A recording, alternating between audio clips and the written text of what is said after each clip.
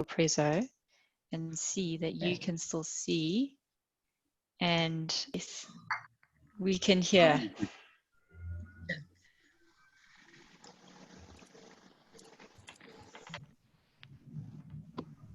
There's Hanneke. How are you? Fine, thank you. Yourself? Good, thank you. Welcome. Thank you. Okay, I think that's us. Have we got everyone? Melius, we just can't see your face. That is all. Where's the camera facing? Hi, Hanneke. There you go. Gotcha. Hi, Melius. There. Hello. Hello. Hi, Zumi. Cool. Okay. Shall we get going? Everyone ready? Absolutely. Let's rock it. Well, welcome everyone, and thank you so much for joining us today, taking time out of your day. My name is Natalie Botha. I'm Kantar's Creative Development Director, and mostly my role involves just trying to make ads as effective as they can be, which is not what we are talking about today. Today we've actually got such a cool topic, and I was so excited to get something different and unrelated to COVID. Delighted to hear that this is what we're talking about today. And the topic is obviously about heritage, and it's about advertising. Two of my most favorite things to talk about. I thought I'd throw in a flag just for a bit of heritage, a bit of extra South African heritage. Great. We've obviously just come out of a month of celebrating heritage in South Africa. And so what a cool topic. And to help me with this topic and talk about it and debate it today, I've obviously got an esteemed and fabulous panel of guests. Let me introduce them to you. They've all got their videos on, I hope. We've got Zumi, who you can see. Zumi is the Consumer Communication and Marketing Excellence Extraordinaire Director at Nestlé Eastern Southern Africa region. I think I've been privileged enough to be in a few boardrooms with Zumi over the last year or so, and it's awesome to be surrounded by people who prioritize purpose. And I can say that's true for Zumi in the few discussions we've had. Zumi says that she has always chosen industries and businesses that value innovation and place emphasis on the power of great ideas, and that champion the African story, which get to match your own personal purpose of leading from the heart. And isn't that lovely? I think it's great, and speaks to what we're always speaking about, which is the heart of anything is a good idea. So welcome and thank you for joining us today. And then we've got Hanneke. Hanneke worked across publishing and branding and advertising over the last 17 years. What a fascinating story. Has just moved to the Karoo. I don't know if it's just moved to the Karoo, but has decided to ditch the city and move into the Karoo. And I thought that was interesting. If there's ever a South African landscape that you could talk about, that's an interesting one. I'd love to hear more about that decision. Sure. Upsides to COVID. Upsides to COVID, definitely, yeah. So welcome to you, and thank you for joining our panel this afternoon. And then Melius, who is has been in the industry for also over 20 years and is co-founder and managing partner at Studio 214. His agency's ethos is to create work that touches Africans, inspiring harmony, prosperity, and the celebration of this electric continent and her people and the phenomenal cultures. I think that's lovely. And I love your Twitter handle, which is the Everyday Zulu. So go and have a look and follow the Everyday Zulu. I thought that was cool. So welcome to you, Melius. Thanks for joining us. So yeah, so we mentioned it's all about Heritage Month. And so why not talk about heritage and advertising together? I think to put a different lens on it today, my challenge to the panel would be that I don't only want to speak about the concept of heritage, because I think when Ivan and I were speaking about this the other day, we said when you speak about heritage, everyone naturally goes into the deep, dark past and they draw up all the roots and all the rest of it. And I think heritage, what we've got to understand about heritage is that in 30 years' time, there's going to be a Zoom call much like this, and they're going to be talking about advertising that was created in 2020. And that is the heritage that we are creating today for South Africa. So I want to talk about yes, there's heritage in South African advertising. I want to talk about the ads of South Africa's past, the ads of South Africa's present, and the ads of South Africa's future, if you want to call it, all the ghosts that may exist here and there and everywhere. And I know that that's something that we often challenge for, and Zumi's done as well. You challenge for, like, what is the future going to look like? And what is it that we're creating and laying down? So that's how I'd love to position it.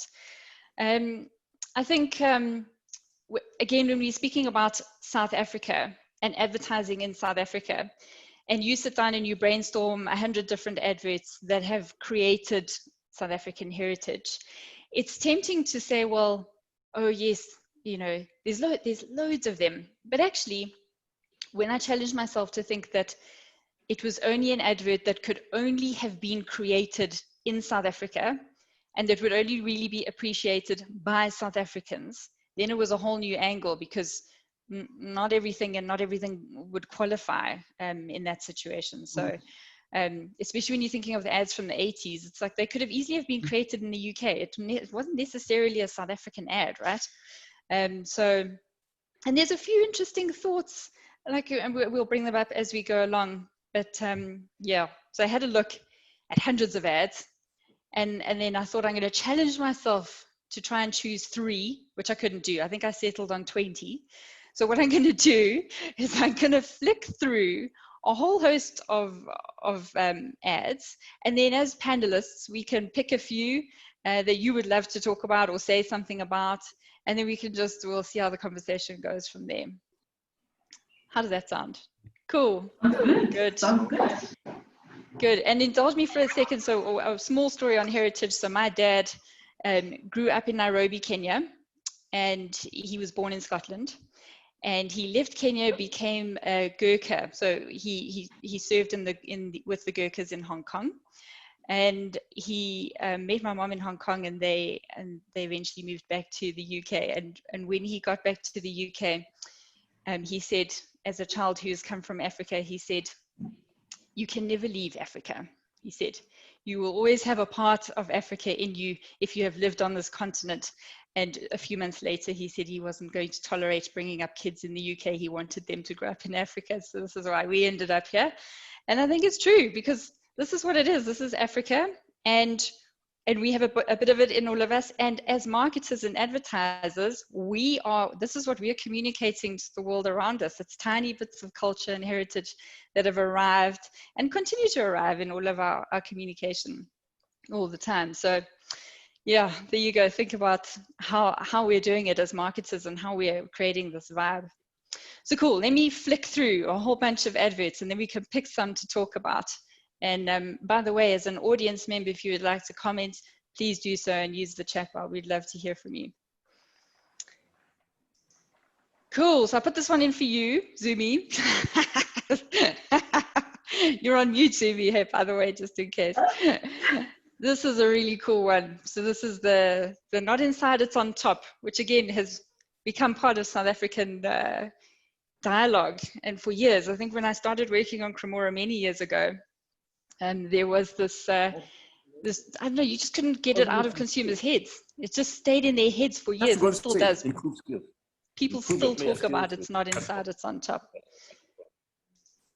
Cool, then you remember the David Kramer adverts, from all the Folksy Bus adverts. Yes, there was storytelling to the maximum in those ones, and usually revolved around a song that he had created with his cool little guitar, or not a guitar, whatever it was. Right, then we've got our Kestrel Man, the Ya Swa, Ya But, these two clowns. They were quite funny and created a lot of good laughs for us in those early days. So these are some of the past. This little cute kid, man, he's our little man who wants to pay lobola.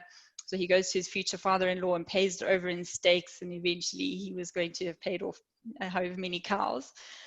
Oh, I needed to stress, actually, I'm not going to be showing all the ads. If I had to do that, we would be here for the whole hour. So I'm just going to give you a flick through it. And if we want to see it, I will click into it and we can see it and we can debate it. Here's a beautiful one. Telkom. Yay, there's our Telkom one. We love that one. That one was also fundamental. Also, pivotal point here was our clip drift. Met Aish. Yeah, Met Aish.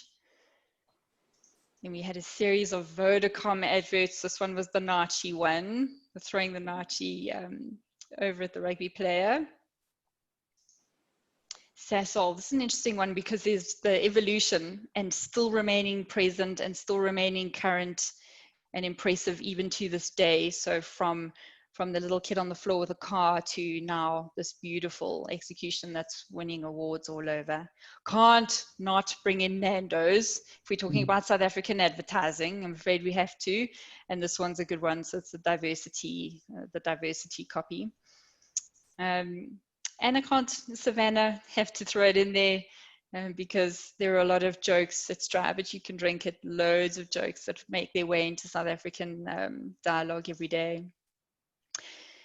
Oh, Henry, I love it when you talk foreign, was another good one that became quite popular at one stage. And then we've got Simba, who've also created some lovely copy around the MAPA execution and sharing and going back into history. Lovely stuff there from Treasure. Ooh, we might remember this one was a huge hit. Never have I seen message delivery so on strat as what I saw from this advert. It was clear, just one small cap is enough. That was it. That was at 100% message delivery on strat. It was brilliant. More recently, so we move into this territory where we start seeing new Castle Milk start coming up with sort of this new communication challenging. We've lost our way, we've lost it. Get it back. That's sort of that was the message coming through from maybe at the time. A firm favorite for I know a lot of us. I think Ivan still this might be one of his favorites. Sabu, this is the chicken licking guy. It was a cool one and won many awards as well. I think it might have won. Yeah, I think it won a Cannes Award. And more recently, so we've got our Edgar's advert, which was Shoma Josie, and this is sort of creating the now culture, the now heritage. So yeah, so that's just a selection of hundreds, and I know that everyone will go, how can you not remember to talk about? If you want to bring it up, let's talk about it because there's too many to talk about. So yeah, take your pick. I'll hand over to you, Zumi. Tell me, what catches you? And I guess my question for you would be is, what do you think makes a good heritage advert? Like out of everything that you've seen there. Thanks for inviting me, Natalie. Can you hear me now? Yeah, gotcha. Okay, good.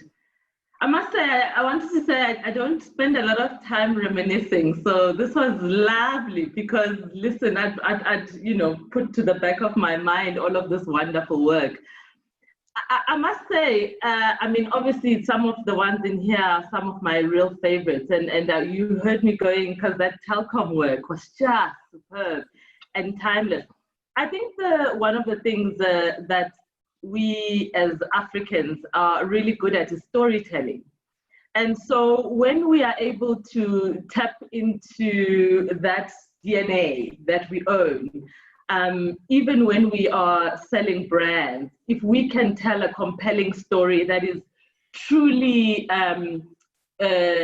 evocative, and really can drive a distinctiveness in its appeal, Africans gravitate to that. And a lot of the work you've shown here was really about that.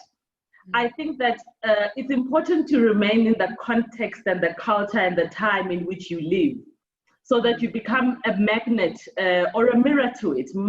And I find magnet works better, not to say mirrors don't, but when you're a magnet to kind of represent what is happening in the zeitgeist of culture at the time, you kind of get to wonderful work, right? You said earlier on that the power of the idea is absolutely critical. And so that idea of, I mean, I think about that telecom work, and it was rooted in understanding of how people communicated at the time and how meaningful that was. And, and it tapped into people's emotions. And, South Africans, we love humor, we love entertainment, we love to be moved, in some way. And so when you create work that has some of those qualities, it really does resonate. But the power of the big idea never changes. I think for me, that's the timeless piece. When you have a fantastic big idea that is grounded in culture, insight, and understanding of where you are, you can really, supersede and accelerate and step change what you do. Yeah. Nailed it. Yeah.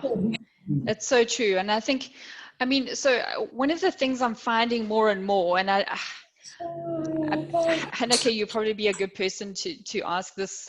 And I mean, I suppose Melius as well, as people who work in creative roles, are you finding that it's becoming difficult to please everyone?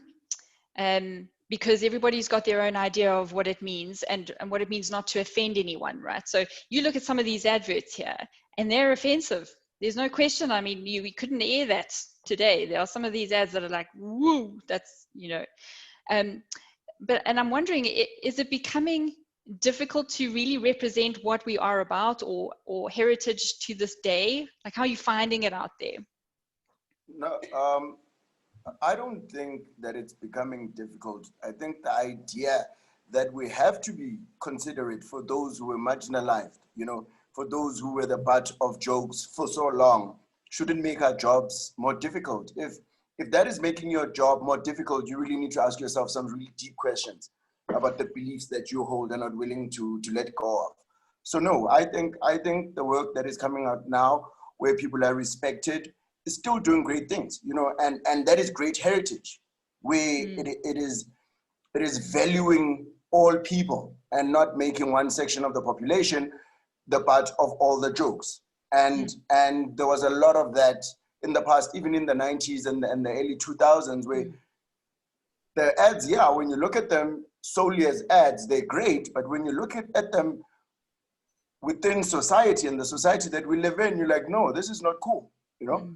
We cannot have one section of the population busy making jokes about everybody else. Yeah, 100%. I agree with that. And I think, and Hanneke, from your point of view, you want to contribute to that?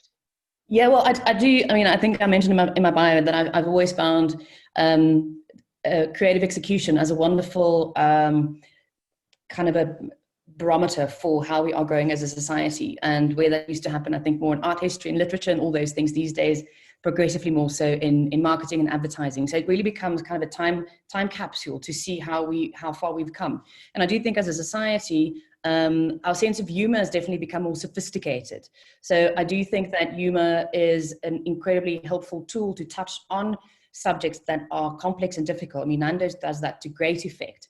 They use that to really tackle difficult subjects and to take a point of view on something that might be controversial.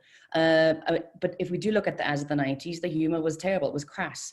I mean, we even see that from old sitcoms. Humor tends to age badly because it's very contextual. It tends to date quite badly. But so on a positive point, I do think it shows that as a society, we are becoming more educated about each other. We're coming from a multiplicity of cultures in a country, and I think we've managed to grow in the past 20 years. There's definitely a better understanding. I think early in the 90s, humor was used to sort of start poking fun at some of the cultural misinterpretations. The Yebo Gogo ads were a great example of that. Yeah. And I think everyone was quite receptive to that, but the time for that has passed. And I think questions around humor and also around representation have become much more pertinent around race and gender and all those things. And I do find it fantastic that advertising is beginning to respond to that. And I think, what we've been looking at, one of my favorites must be the Show Majosi ad, which was just wonderful. I mean, it was a 360 campaign, but it sort of supersedes the world of advertising. It's almost a music video, but at the same time, it's got a very strong political message. It ends on a photograph, on a shot where they are mimicking the Liberty Leading the People, the very famous painting by Lacroix. And it had a very wide content leg added to that. There were how-to videos around things from makeup. There was a movement around positive body image.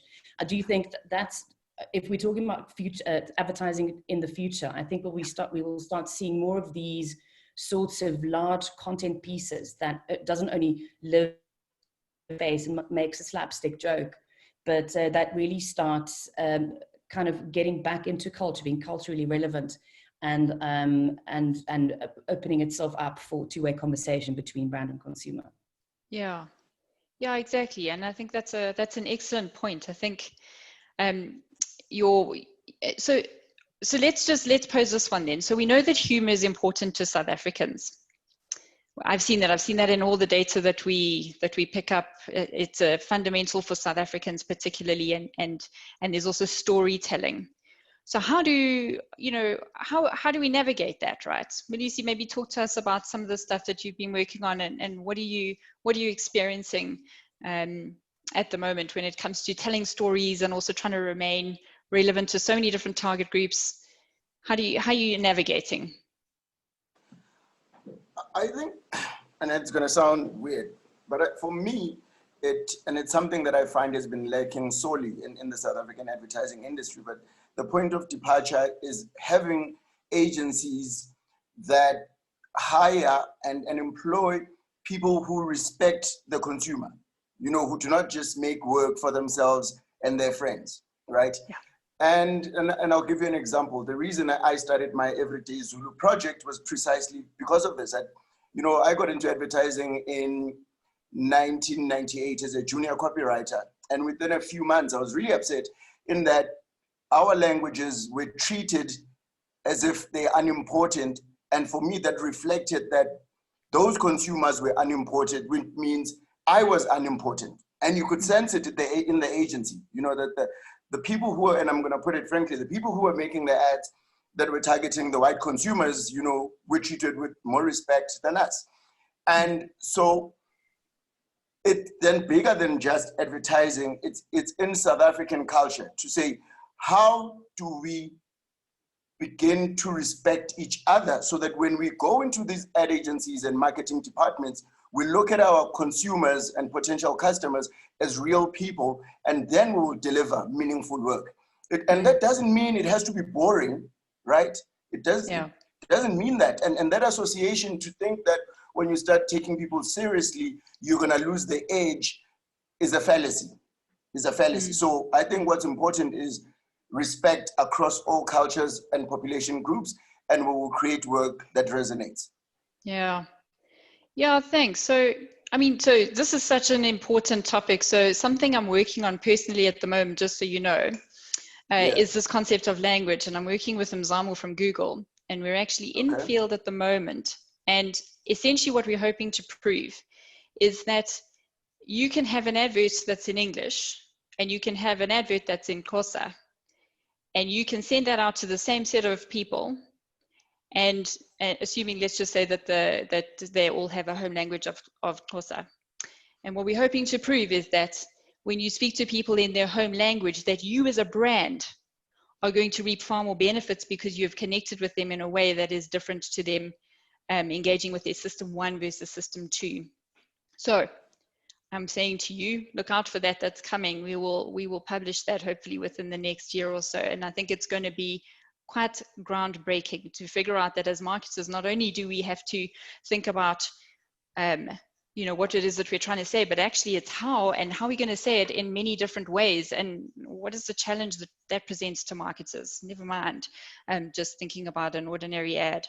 It is a diverse country that we live in. There are many different languages, and things mean different things in different ways. It's the same in Swahili when in Kenya. Everything is different. There's different dialects for different things. So it's important to connect in a way that is inclusive and contributes towards brand equity and making people feel included. On this point, Zumi, I think where I was going earlier is I think marketers are finding it tough now. Tough in 2 ways. So one is, first of all, you've got to nail the insight. You've got to get that right. You've got to get it out there and hopefully not be criticized by everybody or taken or be attacked in social media, and control it. And sometimes we find marketers are hesitating to take that step forward and say, I boldly put my foot in this direction. And Melius, you just made the point there, but if you know your consumers, if you deeply know your consumers, then you're in a good space. And we find that consumer insights needs to be respected and is respected in organizations that are highly successful. Tell us about that in your organization in terms of navigating that with your marketers and allowing them to feel the bravery that's required to really know your customers? Yeah. Look, I mean, I think the challenge we have is that in many organizations, we are a support function. Marketing is seen a lot as a support function, which then relegates you to a place of, you know, if there's extra budget or extra spend, then we will spend it on building a brand.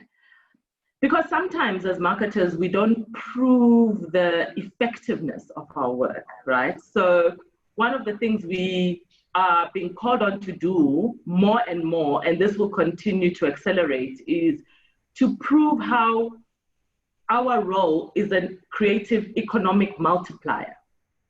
Because, you know, the pot is finite, it's never going to change. You know, the pot of money to spend, the investment pot, has to be split up so in so many different ways. If marketing does not sit at the table and show that, you know, great work delivers 3.5 times more market share for companies who have great brands than those that don't, you know, that fantastic work delivers a bigger triple bottom line, at the end of the day, we are in business. We will always be relegated to a place where we are too afraid to take risks because those risks come with consequences. So what do we do about it? I do think that we have some responsibilities, because with great power comes great responsibility, is that we do have to show that, you know, our work can really accelerate growth of the business across the board. And we're having lots of conversations about that where I work, around how do we really continue to bolster that outcome. And I think if we do that, we can really, you know, businesses back stuff, you know, they'll back stuff that works, you know. So the moment you can do that, the more freedom you get to try and experiment. And that first part, that first step is always the hardest. And then safe work is not safe. Safe work is not safe anymore. Like, you might as well take it and throw it down the toilet. And so we've got to take risks, you know. I agree with Melius, understanding you've got to be respectful, but that does not mean that you have to create boring work, you know. And so that is really the path we're at. I think after COVID, as we transition into even, you know, more challenges, business challenges going forward, we're going to have to show that marketing mix works across the board and across all the different touch points. So for me, you know, if we can do that as marketers together with our partner agencies, the better we will be and the more freedom we will get to really experiment even further. So the concept of heritage, I'm just going to go back to heritage and advertising. And I think where we're finding it mixing in together now is potentially with heritage and purpose, right? So there's probably a little bit of a, I'm making it everyone feel inclusive, and this is part of my purpose, etc. Now let me present to you this notion that purpose, yes, is great for brand building, but it doesn't deliver in terms of our sales this quarter. Now, how do we navigate this, and how do we get this through? Because the long-term benefits of purpose have been proven over and over again, yet the short-term KPI is this quarter and it's sales. So, and now you've got this dynamic of the two. How are you getting through that? Because I find it's quite a tough one for a lot of big corporates, and people are giving up. They're giving up quite quickly and going, it's not that the purpose is not working, it's just that we respond better to short-term. And in doing so, we're servicing our bottom line, especially now, these days. So how do we navigate that at the moment? I do think that there's very much a role to be played by agencies in our collaboration with clients, where I believe purpose can be built into any piece of work, regardless of the size of it. And that purpose can be grown incrementally. It doesn't have to be a massive campaign. It doesn't have to be a CSI. It does not have to be a campaign that just is big brand and we can't, you know, actually show our KPIs and track the data for it on a monthly basis. for it not to have without purpose. I think that is also the onus on us as creatives to put ourselves in the shoes of our customers, not just consumers, but customers, to understand business problems better and to see how, from a creative perspective, we can service a business problem from a creative perspective through the conduit of connecting and caring what the end consumer thinks and feels. So I think purpose there comes in on many levels, and I think it should be, it's a table stake in creative work these days, because for the rest it just becomes irrelevant.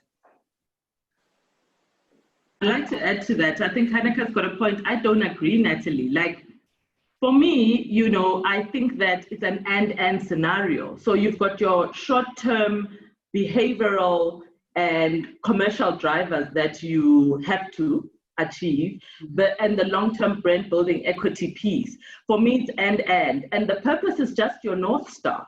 It's just your North Star of how to get there.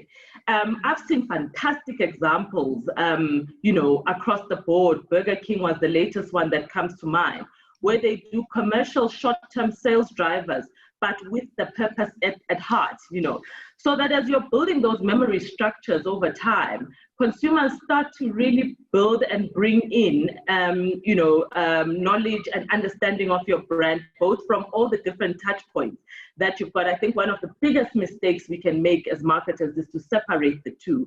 Nando's, was it you was talking about Nando's? One of you was talking about Nando's is fantastic, right? They can do a weekend drive on a package that they've got, but they still do it within the purpose of what it is that they do. And purpose, by the way, is not just a positioning statement. It talks about your key brand assets. It talks about the tone, your character, your manifesto, what it is, how you come across. It's the full thing. A lot of the time we've made the mistake as marketers of, you know, just talking about what we stand for, just that one liner. But actually our brand is a consolidation of a lot of things, the characters, the things we've built over time. And so if we just know where to shift and spike on where we use different elements of what we own, the better we will be. And all of it is in service of building that incremental equity over a very, very long time. If you make the mistake as a marketer of separating the two, you just drive a very disjointed story, and you wonder what happens, you know, as you look at your performance outcomes. 100%. Love that. That's 100%. Melissa, did you want to add something there? No, I think that, they've said exactly what I was thinking. You know, its purpose is integral to delivering. It is integral to connecting with your customer, even if you have sales mechanisms pushing your KPIs and your targets, because the purpose is what draws me to you as a brand or a product provider or a service provider, where you and I believe in the same things. So I also just, the last thought, sorry Natalie, was I think purpose is also increasingly important within a business context, not even from the marketing perspective, but you have to, working with a client, it's a business with a purpose goes further than a business without a purpose. I think we've got creative consumers, we've got informed consumers, and people do pick up on this. Businesses at their very core have to identify that and work with that. And obviously then through marketing and all our other initiatives that will flow through, that will translate. But I think in business in general, the whole concept of purpose is an umbrella that should cover all our practices. Yeah, cool. So last 10 minutes of the chat, I just want to talk about the future. And I know Zumi is an expert at talking about the future and predicting the future. What's going to happen? How's it going to look in 20 years time? Like, what are we going to be embarrassed about today? So like I thought about it and I saw adverts And I mean, actually, I'll even use the Cremora one. Why not? Because you may have noticed there was one created for black talent and one with white talent, right? And I remember back in the day, I see Charles is on the call. He'll probably even add to this, but people would make a black ad and a white ad, and they would ask us, you know, how, you know, but it's not like the black ad was created with the intention of communicating differently. That they spoke, the script was the same. The accents were even the same. So like, you know, and then you think of today, like what will we look at today and go, geez, we really didn't nail that in 20 years time. Like I wonder, like what will that look like in 20 years time? Throw it out there into the universe. It's here. Okay, I mean, I think certainly if we are not thinking about creating shared value in our work, in 20 years' time, we will be judged for it, you know. Yeah. We're in a time and place where we have the opportunity to shape and culture. I mean, you know, I think of us now as, you know, we've got to really be in the place where we are contributing to bettering our societies as a marketing function. Yeah. And I think that the work that will differentiate the good from the average or the bad will be around our consciousness around that, right? Because we are dealing now with, you know, consumers who are woke or awaking, depends where you are, who are really looking for, you know, shared value and brands that really contribute to being part of the solutions that we are facing. We've got many pandemics out there, we all know them. And so I think that if we are able to really think about how we drive that holistically, not just from brands, but brand experiences, then that will be a real opportunity for us to shape the future, not just looking at, you know, launching, you know, more products and SKUs, but really looking at how we use what we've got now to create better experiences for everybody. How do we create new ideas about our packaging and make our packaging much more interesting and useful versus just carrying the product inside? You know, we're having those conversations. How do we incorporate all the different touch points through digital and all the e-commerce and how those experiences work, that when your brand arrives at somebody's home, the experience of it is so superb. You know, we're looking at the likes of what Amazon are doing to go, we're selling experiences now, not just brands. So I think if you can find a way to create that and partner with the right people externally, because we are clear, we don't have all the answers. You know, partner with the right startups, etc., to create that, then you are certainly setting yourself up for success. Because, you know, Natalie, in, I don't know, 20, 30 years time, hopefully I'm still alive, you know, we won't be looking at just TV reels. We'll be probably putting on, you know, Googles that show the experience of the brand in its totality. It won't be one-dimensional as TV, but it'll talk about all the touch points: packaging, communication, innovation, you know, experience, etc. So I think that it's just going to explode from here.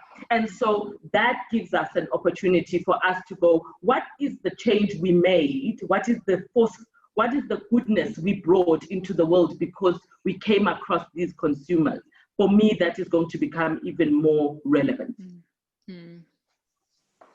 Cool. Hanneke? Or Melissa, yeah? I think for, sorry. I'll jump in. I think in terms of creativity and also where we are going with digital, where we're going in terms of data, I think we're going to see an expansion of the ways that we are interacting with consumers, and that a lot of it will become much more of a two-way conversation. I think we will start seeing that maybe we are not necessarily the only custodians of that brand anymore. We are increasingly putting it in the hands of the consumer in order to engage. And I think we will see full brand experiences and the way a brand lives probably becoming a little bit decentralized.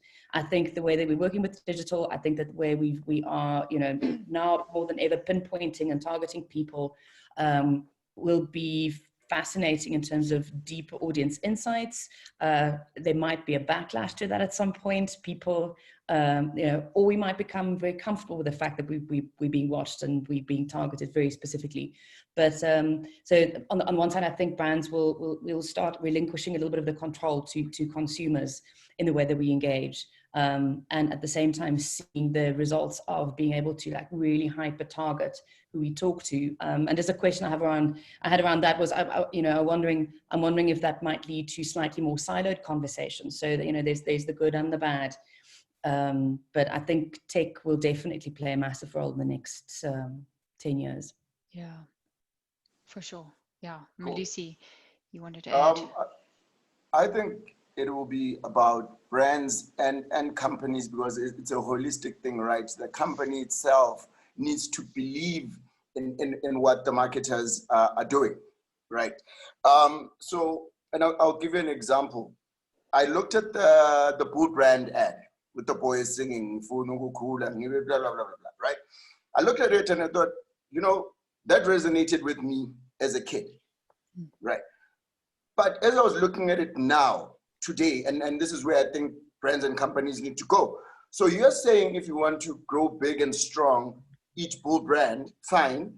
But what are you doing in the community to help boys become the men? You know what I mean? So stop connecting with us superficially. Play those roles in our lives. Don't come into my life, see that, okay, so I'm facing X challenges, make an ad about that, connect with me, and then move on. I think brands that have a future are those that really become part of people's lives by making a real difference and not just talking to us, taking our money and moving on. Yeah. I mean, spoken like a true ambassador. I mean, it is, so you make the point, so you live and you breathe your purpose. It's not a statement that goes onto your purpose pack because you need to tick a little thing that says, yes, I'm aligned to this purpose, and then change that in year 2. That destroys credibility, and its purpose is something that it's ingrained in the fabric of what it is that you're doing. Small last point, it's an interesting one. I hear you on packaging. You made a small point there. I love the new Kit Kat packaging. Very cool, by the way.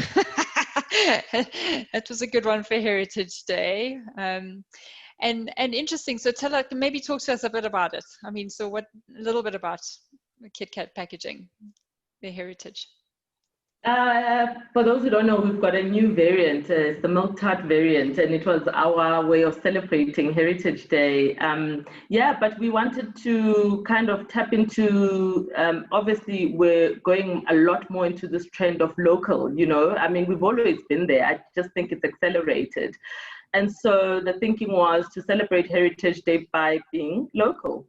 And so we thought about what are the quintessentially South African things, and the milk tart was one of them, and we created a limited edition variant. We did it last year with another variant, I can't remember now, but that's what it was. And so we were looking at how we could bring, Kit Kat is a global brand, by the way, but to bring local nuances onto the brand such that it becomes a lot more locally relevant. To Melius's point, even global brands can do it, right? So that's what it is. It's here for a limited amount of time and will continuously renew. One of the things we know, obviously, is that innovation is critical in that segment, and it's an impulse segment. So people get really, want to experiment a lot more. And as they're staying home, that's what we did, and we're going to continuously refresh and bring in that, because I think Hanneke touched on it. Personalization is going to be big in the future, right? How do we personalize at scale? Because obviously, it has to make commercial sense. But how do we bring those ideas that can be personalized and brought to consumers in a way that differentiates us, but also gives some surprise and delight to consumers. So that's what it is. You must try it. It's delicious. Yeah, well, I mean, so obviously I like the pack, but I also love what's inside the pack. I mean, that's my other firm favorite, my lockdown favorite. Yeah. Cool. And I know, Zumi, I think you said that you had to go, so please feel free to drop off if you had to go. And I suppose I just wanted to wrap it up in the next 10 minutes or so by talking about just if there's any other last points you wanted to make, Hanneke, on heritage and some of the ads that you've seen today. So you spoke about Edgar's, and I loved your points on Edgar's. Were there any others that stood out for you and Melius that you maybe just wanted to make a point or two on? That would be great. Well, I just think starting from a perspective of, the progress of these ads as we look through them coming, from the 80s, there's a lot of humor. And then at some point, the conversation shifts a little bit. It starts with with Nando's talking about like the xenophobia issue, and then really quite beautifully, very beautifully shot. And on a very serious note is the Milk Stout ad, the Castle Milk Stout ad. Yeah. Which was around a feeling of a loss of identity. It was the hashtag Get It Back campaign, which spoke about, I think, there's so many influencers internally in South Africa, politically, global influencers. We've got issues of non-representation, but also cultural appropriation. And between all of that the ad talks about a feeling of having lost our traditions literally to something called Heritage Day. So it's a very outspoken ad around that, and kind of a call to arms for embracing again where we come from, who we are, and our individuality. And that strikes a very serious chord, but also at the same time a very emotive chord. And I think humor isn't the only way that we connect with consumers. If you've got that insight and that truth, we drill down into that emotional connection, and that of the selection today, that one really stood out to me. Yeah. And as I judged on Apex, when was it, 2 years ago, and that was one of the ads. And I can tell you, I mean, it's just the case study around it is incredible, and it naturally won awards. So it was debated for a long time, and just I think it's just a point of absolute interest for a lot of us experiencing this as it is right now. So thank you for that. And Melius? Yeah, so for me, I'm going to look at the Shoma Josie one, and I don't know if they did this, but, because I wasn't following the story, but I'm going to speak about this one because I don't necessarily think it's the greatest creative content, but my hope is that Edgar's then partnered with Shoma Josie to release a line of clothing. So what I'm speaking to here, when we're speaking to heritage, is what difference are these brands and companies making?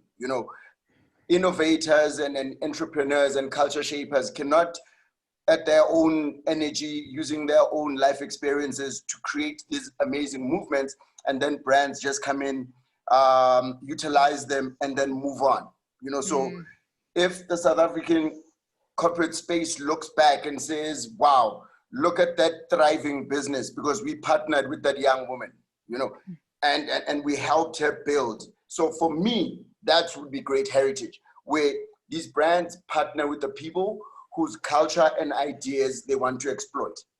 So and can you give me another example, or give me an example of one that you think is doing really well right now on that point? Sorry, I interrupted you there, Hanneke. I cannot at the top of my head. I'm not going to lie. Yeah. Okay. I just think Melius touched on a very important point there, which is around influencer marketing, which is exploding at the moment. And just about Edgar's, they did have a line of her designs, and also from specific fabrics from Limpopo, which I thought was nice. They did back it up. Cool. But more so, the influencer marketing is not always successful. I mean, obviously there was Pepsi and Kendall Jenner, which was just terrible.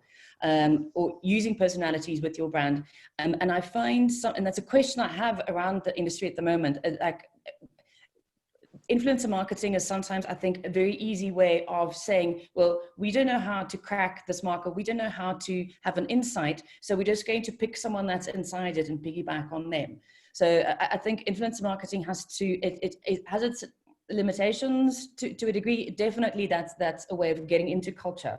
But I think we should be aware of the fact that it might be a bit of a cheater's shortcut, and what kind of value are brands then bringing to that? It's for it not just to be piggybacking on existing culture.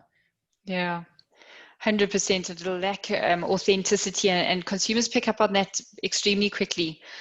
I'm not sure if it's true, but somebody said, oh, did I hear it on the radio the other day, where they said that to get your product with Kendall or with one of the Kardashians costs 5 point something million for one post or something ridiculous like that, right? It was just astronomical.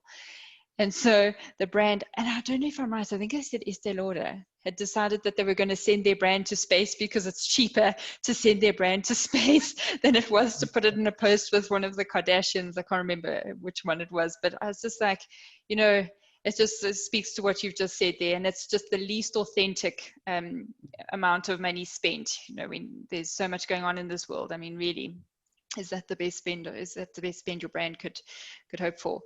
So yeah, it is, and it is exploding. And the biggest issue that we are finding is the lacking authenticity. And there's some that crack it and get it right. Every day we see radio presenters doing it beautifully, really cracking it, because they bring it into their personal lives and make it so important and relevant.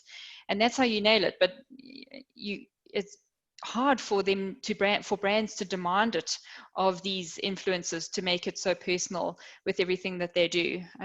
So yeah, it is a difficult one to crack. There's no question about that. Yeah. And any other thoughts? So the one thing that I have noticed is, obviously I cannot find the comments. So if anybody has been commenting or has any points or questions, I'm just going to ask Melanie if she wouldn't mind pinging me, but I can't seem to see it. But otherwise, if there's anything else or any parting comments, we'll wrap it up so that everyone can get on with their lunch break. Who has a lunch break in lockdown? Like nobody. There's no such thing. I was just looking. I was looking at some of the comments, and there was just a comment saying ad agencies should be at the forefront of ensuring that partnerships work more deeply. I think he was also referring to the Edgar's and Show My Jersey campaign. So yeah, that's one of the comments I could see. Okay. Yeah. Someone saying, Melusi, spot on, content is king, but context is queen, as the saying goes. And we all know the queen ultimately rules. So they said it. Yeah, Nancy, if I may, there's been such amazing takeaways that the guys have shared. It's really amazing. I can't even keep up in terms of all the different noise, but just picking a couple of things. The Zumi comment about being a mirror or being a magnet is an interesting one, because I think as much as we are doing heritage ads, the key thing is they are powerful when they can travel. And when they travel, they are based on an insight that is universal, but the articulation is an SA thing. But it does not mean if you are in another market, you can still relate to the insight because it's universal, but the articulation is found here. So it's fantastic for here, but also globally as well. The other issue I think that Melius has made a point on is, and that's the comment about context, right? Context is extremely, extremely important, because things that, as you say, we cringe looking at them now versus when they were created. And with that, it shows again the importance of having diversity beyond just even when we talk about diversity, about gender and race, about the diverse kind of creatives inside agencies, so that it goes, especially since we are moving towards more content, that it's not just about the 30-minute ads. You need all sorts of creativity, which this country is blessed with, to be bring into the fold. The last thing is, again, is what Melius was saying, to say the content is different now. You cannot get away with claiming just because something is popular and just doing an ad. I think what Black Lives Matter have shown has been, as a business, you'll be called out if you just do things thinking comms is enough to get on the bandwagon. There's going to be tangible expectations from brands as part of that. So it can be cool as part of a heritage. You put something out there and then you do not do something to expand on it. And lastly, you asked Melius about questions of other brands who've done that beyond the Edgar's. I think Nando's as well, we must not forget about the kind of art galleries that they are doing inside their stores as well, of really embracing creativity beyond just comms, but also making part of their business and putting it on the walls so that those creative can have a far much more equitable relationship with brands. Yeah. Okay. Yeah, that's a whole nother topic. I mean, talking about ads that travel, geez, I can talk about that for ages as well, having tested a lot of ads across the continent and seeing what works and what doesn't. And essentially, we still find that it's very difficult to transfer adverts within Africa. It's extremely difficult. Culturally, it's a big ask. So yeah, cracking that is it's a big kettle of fish. Yeah. And then I think, Melius, were you going to say something? I wasn't saying anything. You weren't. No. Ned, sorry for hogging the mic. The last comment was also about there are many things that they seem like soft issues, like what Melius was saying about respect. But it's a business issue. It's not a soft issue in terms of respect. So you have to respect you could get away with it in the past of not respecting consumers. The context is again different. You cannot fake authenticity, right? Either you've got the pulse of what is happening in that market and you are directly involved or not. Because it's funny, when people talk about political correctness, and Melius, I think, said it, just because you've got to be sensitive does not mean you've got to be boring or too careful. And I think there's the bad narrative that people normally put about political correctness. It's like, oh, get over it and all the stuff. But again, that shows disrespect if you think political correctness is, or the snowflakes, as they call it, it has got some impact on people. And just because you respect people, I don't understand why respecting of people should stifle creativity. It defies logic. I've never understood that argument. Or all I just want to do is just to do as bro, but now we've got to think about sensitivities. That's complete crap. Sorry, I feel strongly about that nonsense of respectful and being conscious and woke means you've got to do boring work. That's complete rubbish. And that's it from me. Yeah, hello? Yep, we can hear you. Yeah, I do have one more thing to say on this particular topic. I was observing on Facebook where Black women were saying, why doesn't Savannah make ads targeting them? Yeah. Because they drink a bucket loads of Savannah. Why are making ads targeting just men? Why are they not valued as consumers of that product and people who love that brand? Yeah.